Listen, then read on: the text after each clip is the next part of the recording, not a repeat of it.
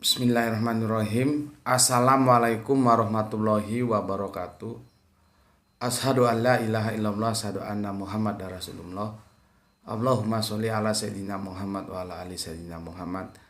Kama sholaita ala sayyidina Ibrahim wa ala ali sayyidina Ibrahim bil alamina innaka Hamidum Majid. Alhamdulillah, kita lanjutkan kajian-kajian kita sebagaimana waktu-waktu yang lalu ya. Semoga semuanya sehat ya, tanpa satu kekurangan apapun. Adapun untuk saudara-saudara kita yang lagi diuji kesehatannya, kita doakan semoga bisa recovery, sehat kembali. Bismillahirrahmanirrahim.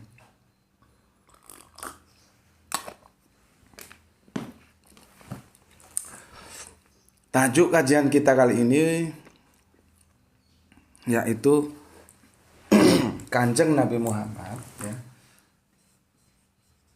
Kanjeng Nabi ya Muhammad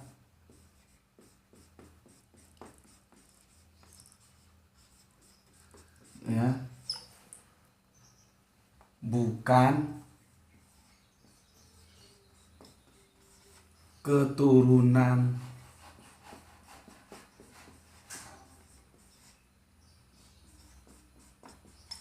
apa ini enaknya, pakai Tuhan atau pakai Allah?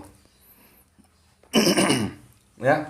Jadi Kanjeng Nabi Muhammad bukan keturunan Tuhan ya.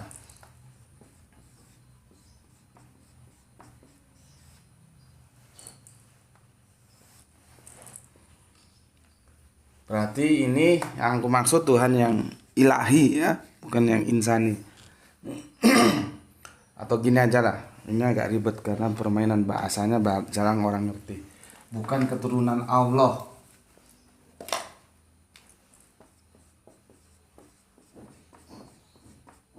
Ya. Jadi Kanjeng Nabi Muhammad itu bukan keturunan Allah. Sekarang kita mau bicarakan dahulu tentang dosa pertama yang dilakukan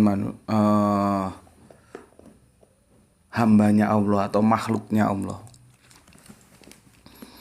Kalau kita bikin sebuah pemetaan ya dengan membaca Al-Quran, jelas sudah bahwa dosa pertama dari makhluk Allah ya itu dilakukan oleh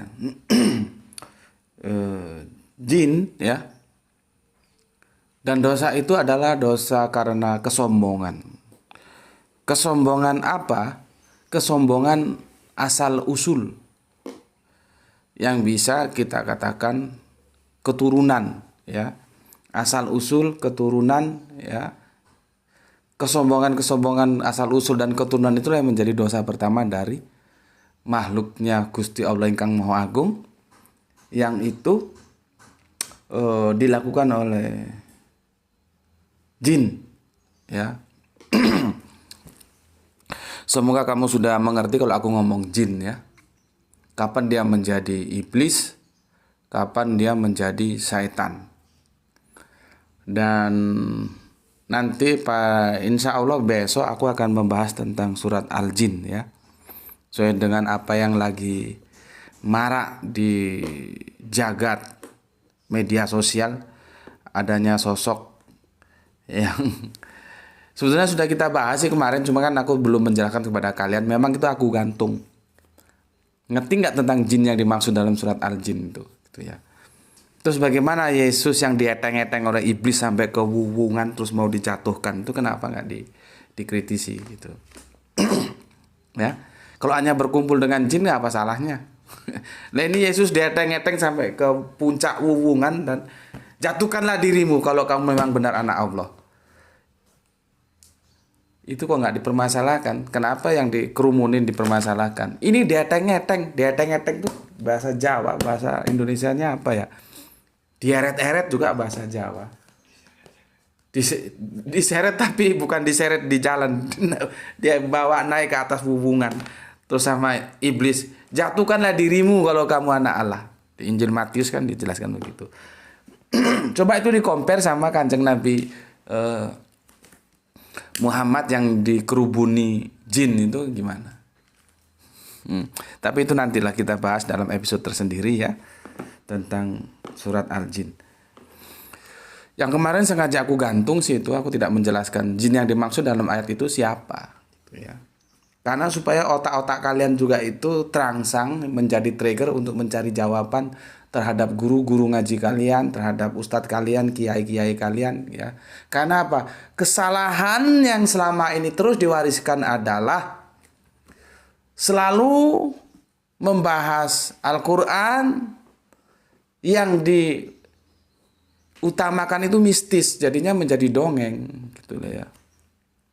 Jadinya menjadi dongeng, salah memahami Al-Qurannya benar tapi salah memahaminya, maka Anda tidak lebih dari memahami Al-Quran dalam perspektif dongeng. Padahal Al-Quran itu bukan dongeng. Ya.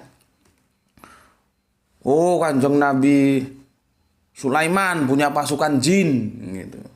Kamu anggap jin apa di situ, ya. Tapi itu nantilah kita bahas. Kita mau fokus inilah dulu ya, bahwa Kanjeng Nabi Muhammad bukan keturunan Allah, bukan. Kanjeng Nabi Muhammad itu bukan keturunan Allah. Dan kejahatan yang menjadikan Gusti Allah ingkang Maha Agung marah, yang pertama kali dilakukan makhluknya yang bernama jin itu adalah kejahatan kesombongan, menyombongkan asal usulnya. Yang itu nanti kalau kita derivasi, tahu derivasi nggak? Kalau nggak tahu derivasi, tanya sama dosenmu sana. Itu sama dengan menyombongkan nasab, dulu, ya.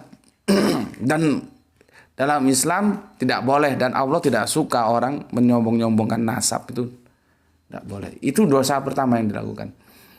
Ketika malaikat, ya, bersujud kepada Adam dan iblis pun disuruh, tapi dia tidak mau, ya.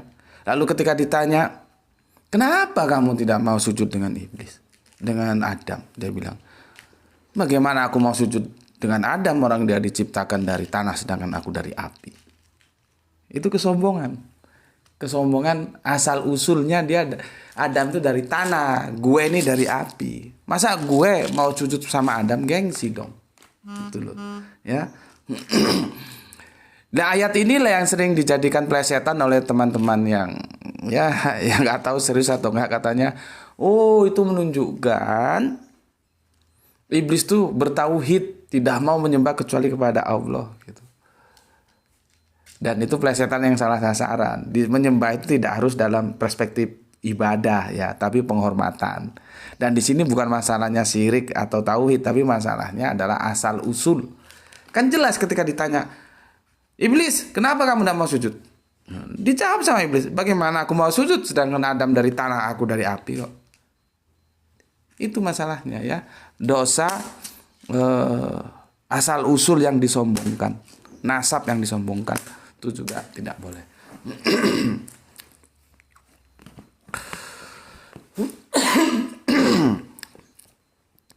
Ini ayat Al-An'am, ya, ayat Al-An'am. Oh, ayat Al-An'am. Surat Al-An'am, surat 6 ayat 101 ini banyak dinukil oleh teman-teman Kristen, ya, dan aku alhamdulillah sudah aku bikin videonya penuh, ya, khusus untuk membahas surat Al-An'am, surat 6 ayat 101, ya. Dan itu terjemahannya kacau, terjemahannya salah. Dan ayat ini digunakan oleh teman-teman Kristen karena ya teman-teman Kristen bodoh, nggak ngerti artinya, ya wajar. Sedangkan yang Islam aja yang bodoh juga banyak nggak ngerti artinya, ya. Jadi belajar itu perlu supaya kalian ngerti, nggak dibodoh-bodohin oleh penerjemah. Ini 101 ini yang beredar ini terjemahannya salah, ya. Terjemahan umumnya kan begini, dan ini videonya kamu lihat lagi, ya. Sudah aku bikinkan khusus untuk kalian supaya ngerti, gitu. Jadi kalau ada teman Kristenmu yang ngajukan ayat ini, itu kamu kasih senyum aja, Kristen bodoh, gitu.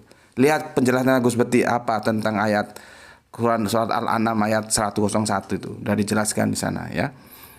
Kalau terjemahannya depak kan begini, Dia Allah pencipta langit dan bumi. Bagaimana mungkin dia mempunyai anak padahal dia tidak mempunyai istri?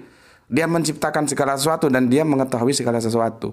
Padahal di situ tidak ada diksi istri. Dari mana bisa muncul istri itu? Ini penerjemah-penerjemah mengongnya seperti ini. Jadinya orang-orang yang nggak ngerti menjadi korban. Yang nggak ngerti juga bodoh, nggak mau belajar bahasa Arabian. Jadinya keblangsak semua. Nggak ada kata istri di situ dan aku sudah jelaskan. Itu yang ada ya, kata istri itu diterjemahkan dari apa ini? Sebentar. Sohibah. Sohibah itu pasangan. Ya, bukan istri. Artinya ayat ini tidak bisa untuk mengatakan, oh Allahnya orang Islam itu laki-laki. Karena apa? Kalau di sini istri berarti kan tinggal narik aja, berarti suami dan suami itu laki-laki. Ya. Padahal teks orinya itu tidak ada diksi istri, yang ada sohibah. Sohibah itu pasangan. Jadi terjemahannya seharusnya begini. Bagaimana dia Allah mempunyai anak padahal dia tidak mempunyai pasangan? Jadi jelas tidak bisa dinisbahkan sebagai suami terus dibawa ke laki. Enggak. Kita enggak tahu gendernya Allah itu apa, Allah tidak pernah sampaikan pada kita kok, ya. Dia menciptakan segala sesuatu, dia mengetahui segala sesuatu. Lalu mungkin ada yang bertanya, "Lah Allah kan harus bisa segalanya." Allah mesti bisa segalanya, tapi masalahnya Allah mau nggak? Itu logika berpikirnya begitu, ya. Allah itu bisa segalanya, bisa, tapi masalahnya Allah mau nggak melakukan segalanya yang dia bisa? Kan begitu. Mantiknya itu jalan, otaknya itu mengalir, logika berpikirnya itu lurus, ya. Terus ayat ini ayat istimewa. Kenapa sih kok pendekatannya kan pendekatan manusiawi, seolah-olah kalau manusiawi bagaimana pendekatannya? Ya kalau dia punya anak, pasti dia punya pasangan karena tidak mungkin bisa punya anak tanpa punya pasangan. Itu logika manusiawi dan itu pendekatannya biologis. Memang ayat ini ingin membantah, maka seperti yang aku katakan kemarin waktu kita membahas surat Al-Ikhlas, ya. Aku itu tidak keberatan apabila seseorang itu dinyatakan sebagai anak Allah selama anak Allah itu dipahami dalam arti metaforis. Gitu loh. Kalau dipahami metaforis tidak apa-apa, asalkan yang metafora itu tidak langsung digeret menjadi pemahaman yang literal. Itu. Nah, ayat ini semakin mendukung argumentasiku mengatakan bahwa karena ayat ini menggunakan pendekatan manusiawi. Karena yang namanya manusia dia harus punya anak, maka dia harus punya pasangan. Tanpa pasangan dia tidak mungkin punya anak. Artinya, ya, diksi anak itu apabila dia dinisbahkan kepada Allah itu tidak bisa dipahami secara literal, tapi harus metafora. Gitu loh, ya. Kesana maksudnya ayat ini. Gitu. Jadi Allah itu tidak punya anak, tidak punya keturunan, dan Kanjeng Nabi Muhammad itu bukan keturunannya Allah. Oke, kalau kurang jelas silahkan lihat videonya, sudah aku bikin sejelas mungkin, ini hanya penekanan saja ya. Jadi tidak ada ceritanya Kanjeng Nabi Muhammad itu keturunan Allah, ya. Kalau di kitab-kitabnya yang lain ya, kitab-kitabnya teman-teman Kristen ada yang Allah punya anak, yaitu urusan mereka lah. Selama anak itu dipahami secara benar sih tidak masalah. Tapi kalau anak itu dipahami secara biologis, itu logika berpikirnya mau disambungkan kemana? Ya. Makanya surat Al-An'am surat 6101 itu membantah dengan pendekatan manusiawi, karena manusiawi itu ketika berbicara anak itu mesti biologis gitu loh ya. Enggak ada. Allah tidak punya anak. Oke.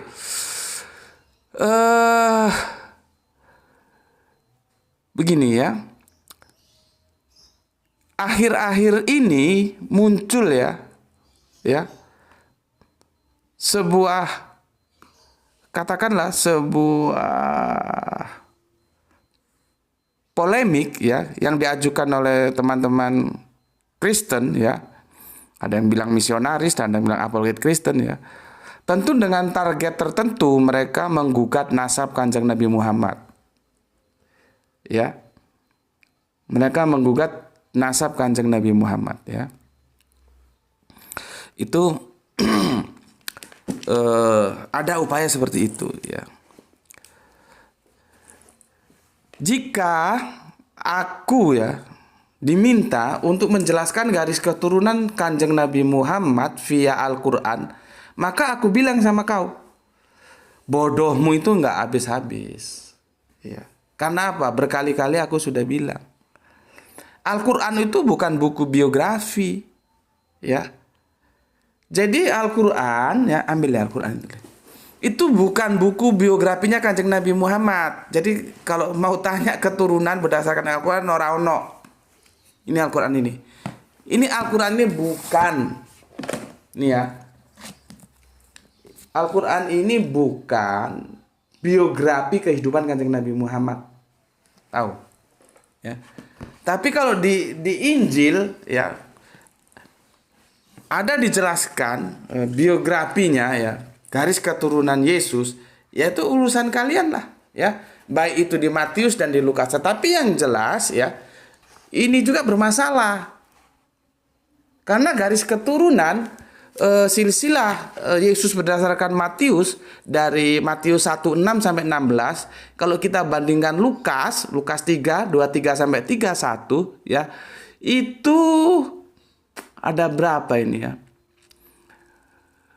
Hampir separuh yang tidak tertulis. Matius hanya mencatat 28 nama, sedangkan Lukas mencatat kurang lebih, nanti bisa dihitung sendiri, 40 sekian nama, separuh lebih selisihnya. Ini level kitab suci loh ya. Ini yang benar yang mana? Bukan level hadis. Tetapi kalau misalkan kalian setuju bahwa Injil itu sebetulnya ya hadis, Injil yang ada ini loh ya. Jadi sebetulnya Injil yang sekarang dibilang Injil itu bukan Injil, itu hadis. Ya tidak masalah. Tapi kalau itu dipahami sebagai yang absolut, mau absolut bagaimana? Laporannya tentang silsilah Yesus antara Matius dan Lukas itu selisih hampir 50%. Di mana Matius hanya mencantumkan 28 nama, sedangkan Lukas mencantumkan 42 nama. Mana yang benar? Gitu loh. Ya. Tetapi yang perlu aku tekankan di sini, kalau misalkan Injil mencatat garis keturunan Kanjeng Nabi Isa atau yang kalian bilang Yesus, yaitu terserah saja, ya. Tetapi catatan itu pun bermasalah. Mana yang benar di antara Matius dan Lukas? Nggak bisa dua-duanya benar. Ya. Sedangkan di Al-Quran tidak ada, karena Al-Quran bukan buku autobiografinya Kanjeng Nabi Muhammad. Tuh. Ya. Jadi kalau ada orang tanya, jelaskan silsilah Kanjeng Nabi Muhammad berdasarkan Al-Quran gitu. Ya aku hanya ngomong aja, kamu kalau beli bakso ya jangan ke toko besi. Gitu loh. Nanti kamu tanya ya sama penjualnya toko besi, kamu beli bakso, terus dijawab, di sini nggak jual bakso, di sini jual besi. Terus toko besinya kamu salahkan. Kan repot. Kalau kamu mau beli bakso ya ke warung bakso. Kalau kamu mau ngecor, mau bikin gedung, mau beli besi, perlu berapa dim, kamu belinya ke toko besi. Jangan kamu mau makan bakso belinya ke toko besi, atau kamu mau beli besi belinya di warung bakso. Itu nggak nyambung. Maka kalau kamu mau tanya biografi Kanjeng Nabi Muhammad, lihat sirahnya itu banyak. Banyak orang mencatat sirah Kanjeng Nabi Muhammad ya. Bahkan penulis-penulis di luar Islam pun ada yang menulis, seperti siapa yang cewek itu, aku punya bukunya, siapa yang cewek itu ya, Karen Armstrong. Ini Karen Armstrong itu dia menulis sejarah Kanjeng Nabi Muhammad. Tapi ini bukan sejarah, ini sejarahnya Tuhan ini ya. Tapi ada sejarah Kanjeng Nabi Muhammad, aku punya bukunya, dia menulis Karen Armstrong. Belum lagi nanti Muhammad Haikal dan banyak lah ya. Ada yang menjadi pemenang Puri itu ya banyak. Di sana kalau mau lihat biografinya Kanjeng Nabi Muhammad. Dan biografi itu sejarah. Sejarah itu relativitasnya tinggi. Ya. Makanya antara Matius dan Lukas itu selegenje, ya, berselisih karena apa? Kata memang nasab itu sejarah bukan firman. Kalau itu dipahami sebagai firman dan dia harus absolut. Rontok itu salah satunya. Kalau nggak Matius yang rontok ya Lukas yang rontok. Dua-duanya benar nggak bisa. Maka untuk mengakomodir semuanya itu harus diterima sebagai hadis. Kalau hadis begitu, orang masih bisa memaklumi. Level hadis memang begitu. Ya. Oke.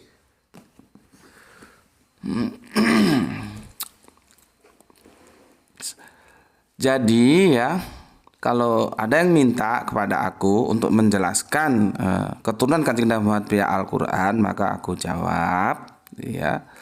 Bukankah sudah berulang kali aku jelaskan, Al-Quran itu bukan buku biografi Kanjeng Nabi Muhammad, gitu ya.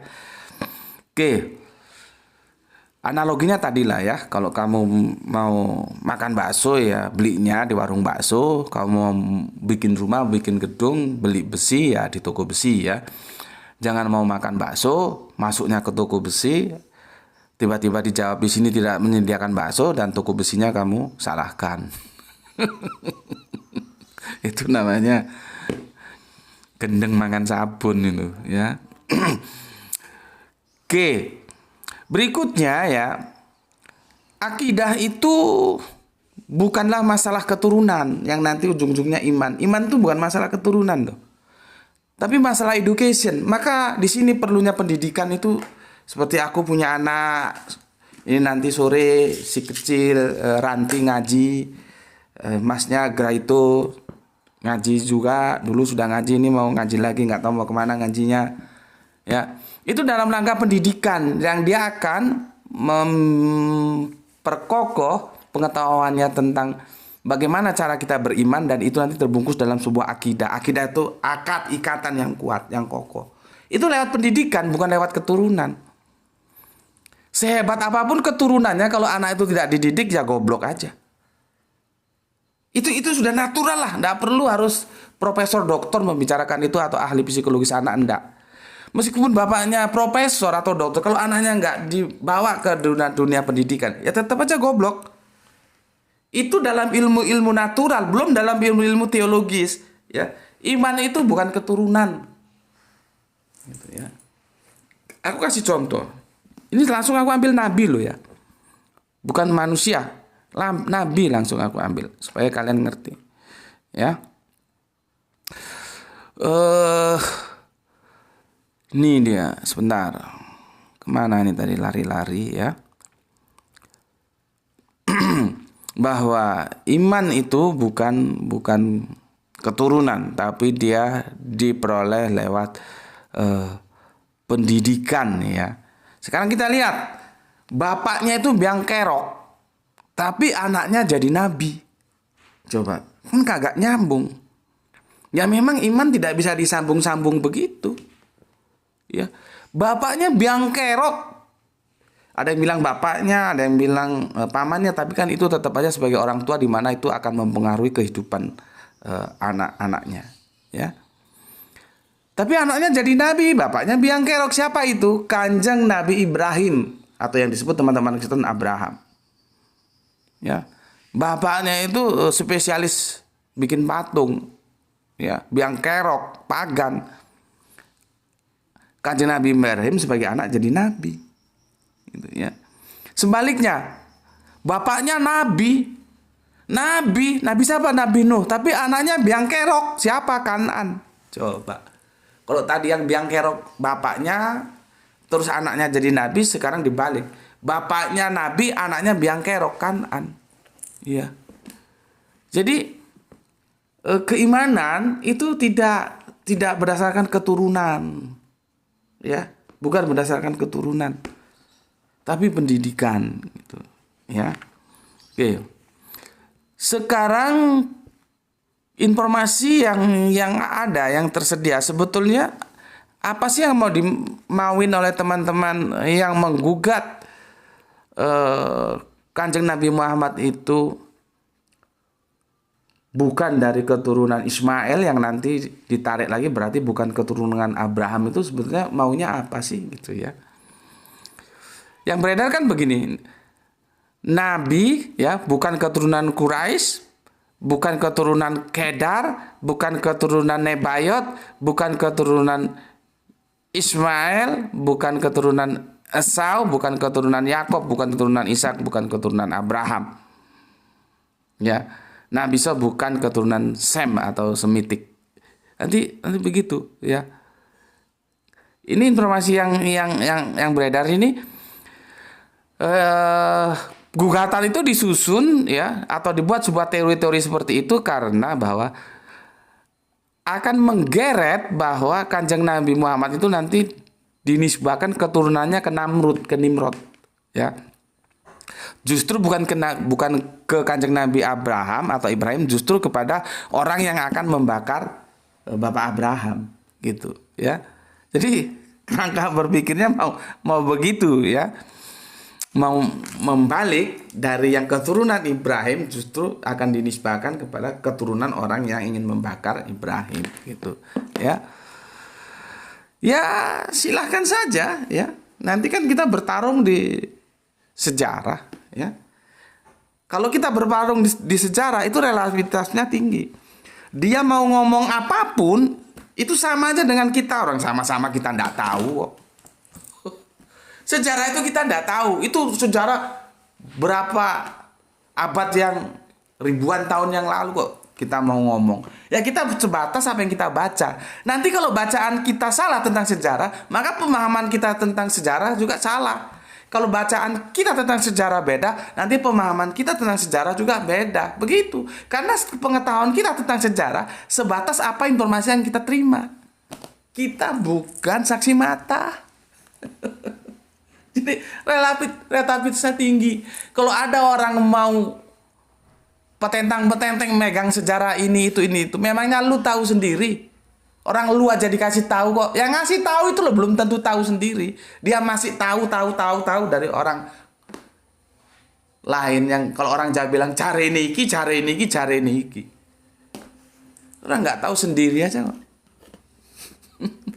Ya, tuh.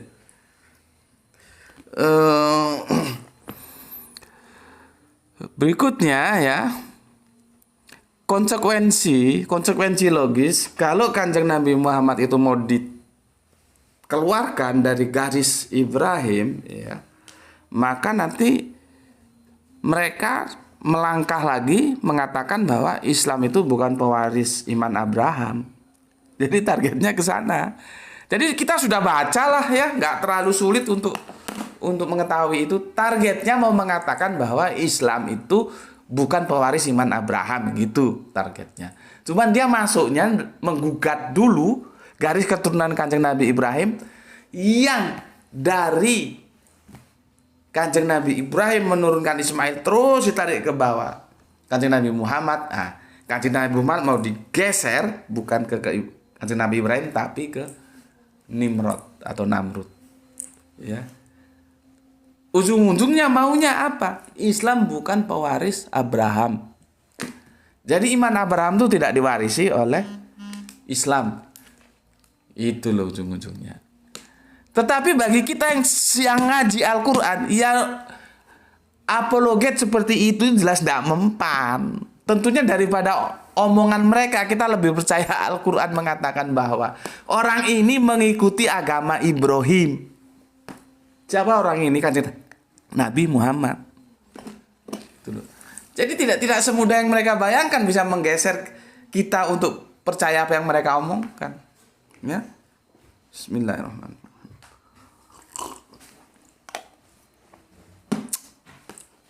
Sekarang aku akan jelaskan bahwa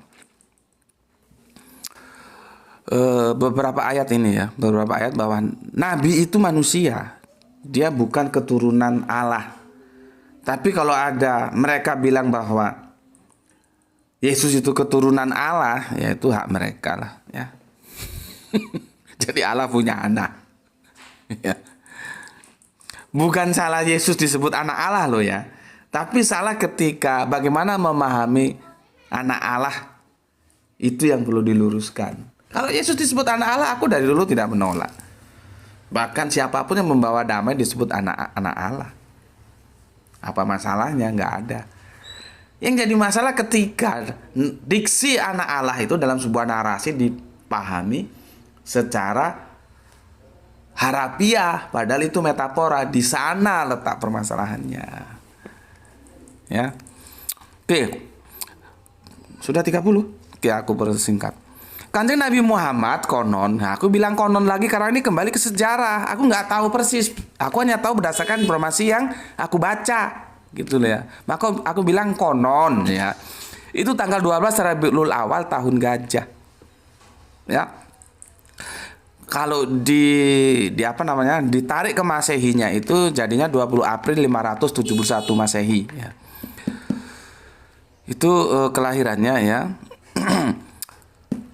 Oleh kita, beliau tentu kita terima sebagai nabi ya, yang menerima wahyu dan tentunya beliau adalah utusan Allah ya. Tetapi lebih dari itu beliau adalah seorang manusia biasa yang tunduk kepada sunatullah, hukum semesta alam, hukum sebab akibat. Jadi Kanjeng Nabi Muhammad itu dia manusia secara biologis manusia, dia seorang manusia biasa. Artinya dia hukum sunatullah ya, sebab akibat ya, hukum alam itu juga terkena pada beliau. Tetapi meskipun beliau adalah seorang manusia biasa secara fisikly, secara morality beliau adalah seorang yang terpilih menjadi nabi. Ya, jadi harus tahu kerangka berpikirnya. Kita berpijak di mana? Secara morality, secara psikologis beliau adalah seorang hamba yang dimuliakan oleh Gusti Allah Ingkang Maha Agung, maka dia terpilih diangkat menjadi nabi. Jadi jadi nabi itu bukan Kanjeng Nabi Muhammad ngelamar ke Gusti Allah untuk diangkat jadi nabi gitu, enggak. Gusti Allah sendiri pilih dia jadi nabi. Itu ya. Oke, tetapi bagaimanapun tetap aja Kanjeng Nabi Muhammad itu seorang manusia biasa. Oke. Kita lihat Quran surat 18 ya. Katakanlah sesungguhnya aku ini manusia biasa seperti kamu yang diwahyukan kepadaku, bahwa sesungguhnya Tuhan kamu itu adalah Tuhan yang tunggal. Barang siapa mengharap perjumpaan dengan Tuhannya, maka hendaklah ia mengerjakan amal yang soleh dan janganlah ia mempersekutukan seorang pun dalam beribadah kepada Tuhannya. Tuh. Jadi di ayat ini dikatakan bahwa Kanjeng Nabi Muhammad itu katakan. Jadi Kanjeng Nabi Muhammad disuruh mengatakan, aku ini manusia biasa, gitu ya. Berikutnya di Quran surat 3321.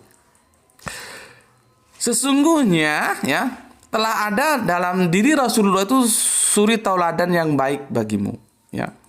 Bagi orang yang mengharap rahmat Allah dan kedatangan hari kiamat, dan dia banyak menyebut Allah. Jadi Kanjeng Nabi Muhammad itu prototipe.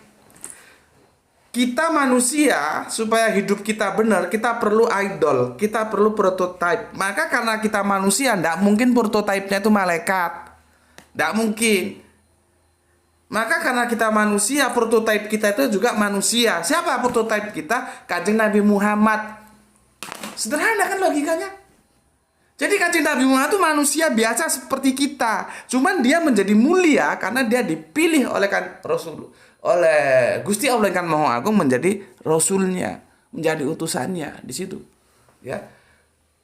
Aku ulangi lagi, secara fisikly dia manusia sama seperti kita. Dia akan juga terikat oleh hukum sebab akibat. Ya makan, ya tidur, ya ngantuk, ya marah, ya tersenyum, ya senang, ya susah. Ya muda, ya bayi, muda, tua, dari tidak ada, kemudian tidak ada, sakit, wafat. Itu kan natural sekali bagi manusia. Dan kenapa Kanjeng Nabi Muhammad itu manusia? Ya karena dia akan menjadi idol bagi manusia.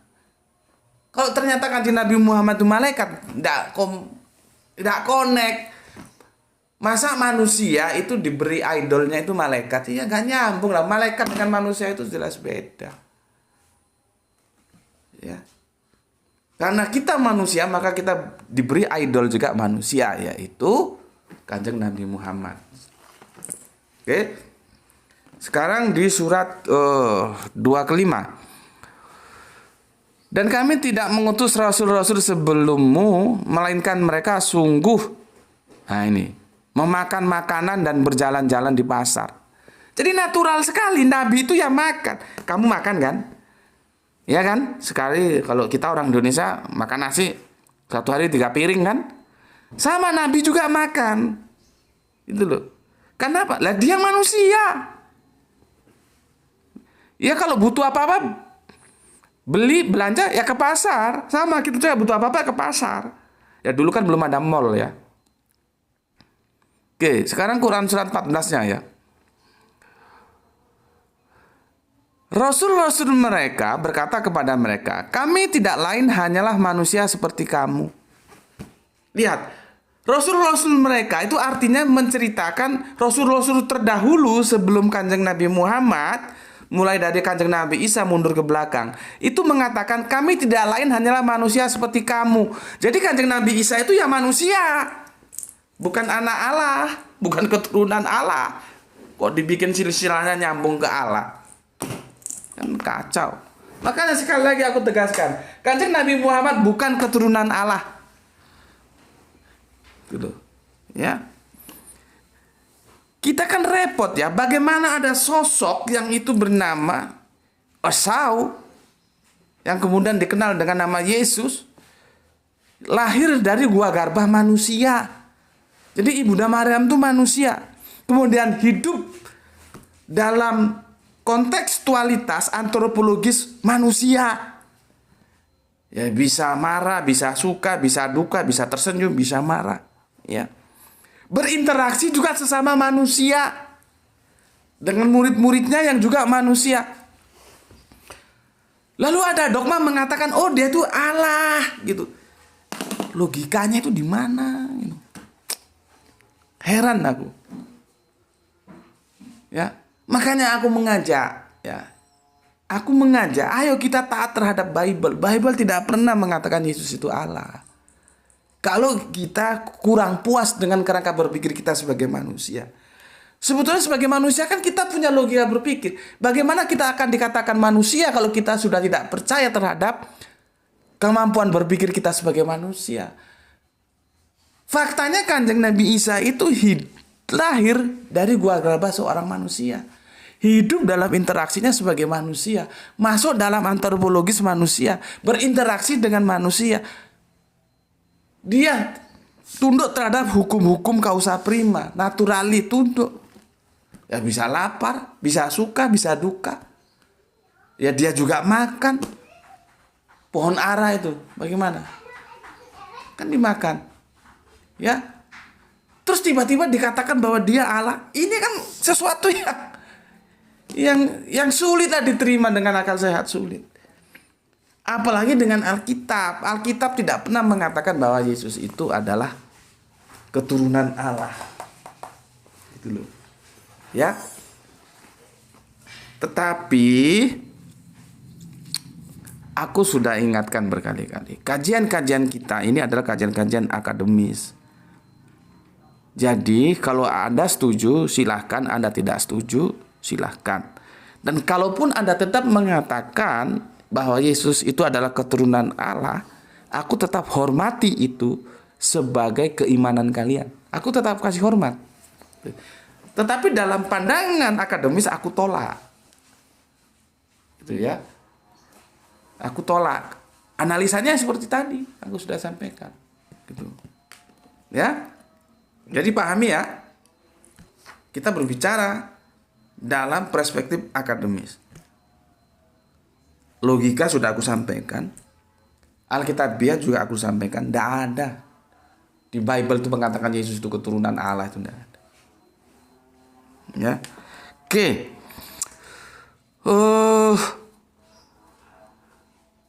Nabi Muhammad itu melarang keras untuk membangga-banggakan keturunan loh ya. Ini ada hadis dari Abu Hurairah, ia berkata ya, sesungguhnya Allah tidak melihat pada rupa harta kalian, namun yang Allah lihat itu adalah hati dan amalan kalian. Amalan itu apa? Tingkah pola kehidupanmu itu loh, seperti apa? Dia nggak melihat kamu keturunan siapa. Kan sudah aku jelaskan tadi, keturunan itu tidak bisa menentukan keimanan kita. Ya. Sudah berapa? 40. Ini sebetulnya masih kurang ya, masih ada beberapa lagi yang perlu aku jelaskan ya. Aku coba persingkat ya. Begini ya. Kalaupun itu kan belum tentu benar ya. Kalaupun Kanjeng Nabi Muhammad itu bukan keturunan seperti apa yang sekarang kami terima ya, itu bagi kami tidak ada masalah. Karena yang dilihat itu bukan Kanjeng Nabi Muhammad keturunan siapa. Yang dilihat itu ajarannya. Yang dilihat itu yang disampaikan Kanjeng Nabi Muhammad kepada manusia. Ajaran itu bernama, nah kembali lagi, kita kan diskusi tentang nama, Islam. Yang kami lihat tuh Islamnya itu, bukan keturunannya. Jadi sebetulnya kalau kami mau tutup mata, mau tutup telinga, kami nggak ngurus mau keturunannya siapa. Tetapi ketika ajaran yang disampaikan oleh Kanjeng Nabi Muhammad itu adalah benar dan itu akan menyelamatkan kita dari dunia dan akhirat, maka akan kita terima Kanjeng Nabi Muhammad itu sebagai nabi. Situ masalahnya. Ya. Jadi itu dulu yang aku bisa sampaikan, karena waktu asar sudah sampai, aku akan segera ke langgar sholat asar ya. Dan untuk teman-temanku, jangan lupa, jangan sampai kau, jadi gini loh, kalau kau sudah ngaji sama Gus Bekti, jangan ngomong bahwa sholat itu wajib ya. Kamu harus ngomong bahwa aku tidak wajib sholat ya.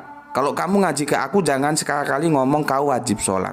Itu harus kamu rubah, kamu amandemen, kamu harus expand, akidahmu harus expand. Kalau kamu sebelum ngaji ke aku sama ngaji ke aku, akidah imanmu podo wae, yang penting kamu nggak usah ngaji aja, percuma. Untuk apa?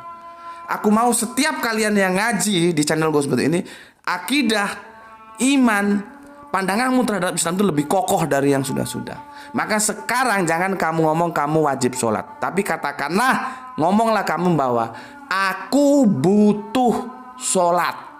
Oke? Sampai ketemu lagi di kajian-kajian berikutnya. Aku tidak tahu, aku masih menimbang-nimbang apakah ini perlu kita jadikan berseri atau tidak. Tapi untuk sementara nanti kita unggah seperti ini Le ya. Kamu tulis ini huruf kecil, ini huruf besar semua ya. Ini huruf besar semua.